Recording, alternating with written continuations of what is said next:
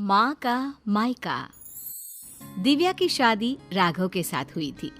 दिव्या और राघव एक दूसरे के साथ बहुत खुशी खुशी रहा करते थे। दिव्या एक मध्यम वर्गीय परिवार की लड़की थी, लेकिन दिव्या की सास अनीता जी का मायका काफी पैसे वाला था और अनीता जी अपने पैसे वाले मायके की वजह से काफी घमंड भी किया करती थी।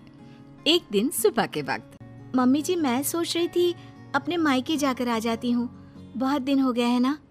हाँ मम्मी, पूरा 1 साल हो गया है दिव्या को अपने घर गए। कुछ दिन रहेगी तो उसका मन बदल जाएगा।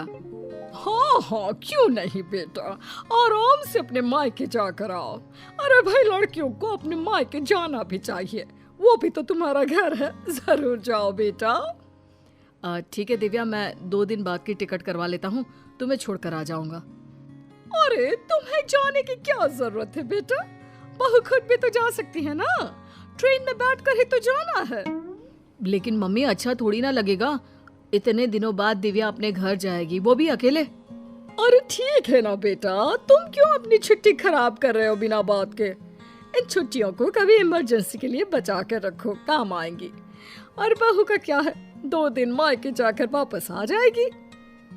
कोई बात नहीं राघव, मम्मी जी ठीक कह रही हैं, बेकार में ही मुझे लाने छोड़ने में आपकी छुट्टियां खराब हो जाएंगी। वैसे बहू, तुम्हारा भाई भी तो तुम्हें लेने आ सकता है। शादी के बाद तो बेटियों को लेने अक्सर उनके भाई ही आते हैं। तुम्हारी मम्मी ने नहीं बताया तुम्हें? कोई बात नहीं मम्मी जी, अभी आप ही ने तो कहा ना कि मैं अकेले जा सकती हूँ, तो मैं अकेले चली जाऊंगी। अरे बहू, कहीं ऐसा तो नहीं ना कि किराए के पैसों की वजह से तुम्हारा भाई तुम्हें लेने नहीं आ रहा। तुम्हारे मायके वाले सोच रहे होंगे कि बिना बात का खर्चा जो हो जाएगा उनका।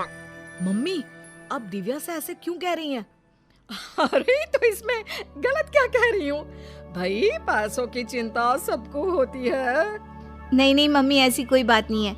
मेरे घर वाले मेरे किराए के पैसे तो कम से कम खर्च कर ही सकते हैं। 2 दिन के बाद दिव्या अकेले ही अपने मायके चली जाती है। उसके मायके जाने के बाद, राघव बेटा, तुम्हारी शादी ना हमने गलत घर में कर दी। अब क्या हुआ माँ, दिव्या से कोई शिकायत है क्या आपको? आपने मुझे उसके घर भी नहीं जाने दिया। अरे क्या करेगा वहां जाकर, जब भी जाता है ढंग के तोहफे तक नहीं देते वो लोग। वो तो ये भी नहीं जानते कि दामाद की खातिरदारी कैसे करनी चाहिए। मम्मी, आजकल के जमाने में कौन इन सब बातों के बारे में सोचता है? कभी तेरे पापा से पूछना, आज भी मेरे साथ जब मायके जाते हैं ना तेरी नानी के घर, तो पूछ कितनी खातिरदारी होती है उनकी वहां पर। और तोहफे तो इतने देती है तेरी नानी कि घर ही भर जाता है मेरा तो। लेकिन मम्मी, वो आपके मायके की परंपरा है ना, सब जगह ऐसा हो ये जरूरी तो नहीं। और हम दिव्या के घर वालों से ऐसी उम्मीद कैसे रख सकते हैं? अच्छा नहीं लगता मम्मी। ओफो, आजकल के लड़के ना शादी होते ही अपने पत्नी की साइड लेना शुरू कर देते हैं। अब देखना, आएगी तुम्हारी पत्नी खाली हाथ अपने मायके से। कुछ दिनों के बाद दिव्या अपने मायके से लौट कर आती है और वो अपनी मम्मी के दिए हुए गिफ्ट अपनी सास अनीता जी को दिखाती है। मम्मी जी ये देखिए, मेरी मम्मी ने मुझे साड़ी दी है, राघव के लिए शर्ट और आपके लिए भी एक साड़ी भेजी है। बस? और कुछ नहीं रखा तुम्हारी मम्मी ने? अरे इतने दिनों के बाद मायके गई थी। मुझे तो लगा भाई अपने मायके से ढेर सारी चीज मिलेगी तुम्हें। ऐसी बात नहीं है मम्मी जी, वो लोग तो मुझे बहुत सारी चीजें देने की कोशिश कर रहे थे, लेकिन मुझे ये सब अच्छा नहीं लगता। हाँ मम्मी, मैंने ही दिव्या से मना किया था, बिना बात के किसी से चीज लेना अच्छी बात नहीं है। तुम्हारी नानी होती ना बेटा, तो मुझे कभी इस तरह नहीं आने देती। मेरे मायके की तो बात पूछो ही मत, जब भी जाती हूँ इतने सारे गिफ्ट मिलते हैं, क्या बताऊं। बस मुझे तो कभी कुछ खरीदने की नौबत ही नहीं आई। कभी कोई साड़ी, कभी कोई सामान मैंने खुद के हाथों से इतने सालों में नहीं खरीदा। सब कुछ तुम्हारी नानी ने दिया है मुझे। मम्मी, अब वक्त बदल गया है, वो आपका मायका है, दिव्या का परिवार पूरी तरह से अलग है। हाँ मम्मी जी, और वैसे भी सबका परिवार एक जैसा नहीं होता ना, और मुझे मेरे परिवार से कोई शिकायत भी नहीं है। कुछ दिनों के बाद अनीता जी अपने मायके जाती है और जब वहाँ से लौट कर आती है तो बैग भर भर के गिफ्ट लेकर आती हैं। देखो बहू, इसे कहते हैं मायके से आना। अरे भाई, इतना सामान हो गया था कि क्या बताऊं। अरे वाह मम्मी जी, ये तो बहुत अच्छी बात है, आपको इतनी सारी चीजें मिली हैं। वही तो, और एक तुम्हारे मायके वाले हैं, ठीक से मिठाई भी नहीं भेज सकते बेटी के ससुराल वालों के लिए। मम्मी जी, आप ऐसा क्यों कह रही हैं? देखो तो सही बहू, मेरी माँ ने पूरे 5 डब्बे रखे मिठाई के। इसे कहते हैं बेटी को विदा करना। तुम्हारी तरह नहीं खाली हाथ भिजवा दिया।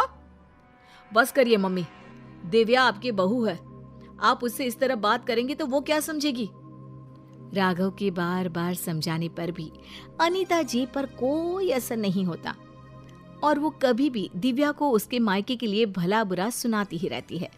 एक बार अनीता जी की तबीयत बहुत खराब हो जाती है। मम्मी जी देखिए, आपको बिस्तर से उठने की कोई जरूरत नहीं है, आप आराम कीजिए, आपको जो भी चाहिएगा मैं लाकर दे दूंगी।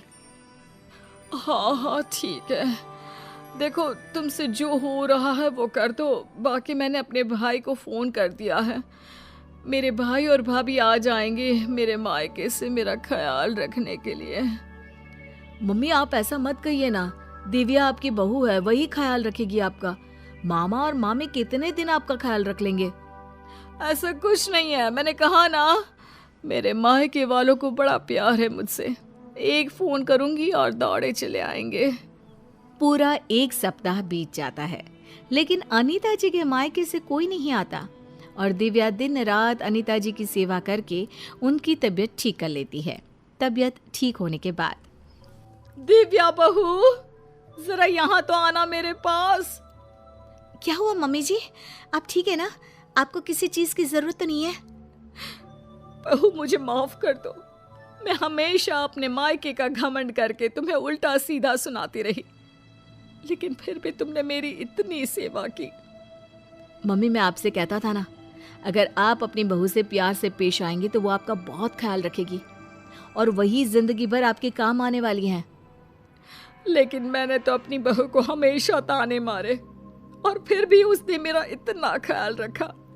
मुझे माफ कर दोगी ना दिव्या? अरे मम्मी जी ऐसा मत कहिए, आप हमेशा मेरे मायके वालों को भला बुरा कहती रहती थी, लेकिन एक बात बताऊं, सबके घर वाले ना अलग अलग होते हैं, सबका अपना अपना नेचर होता है, लेकिन इसका मतलब ये नहीं कि मेरे मायके वाले मुझे प्यार नहीं करते और इसका मतलब ये भी नहीं कि आप मुझे प्यार नहीं करती, है ना सच?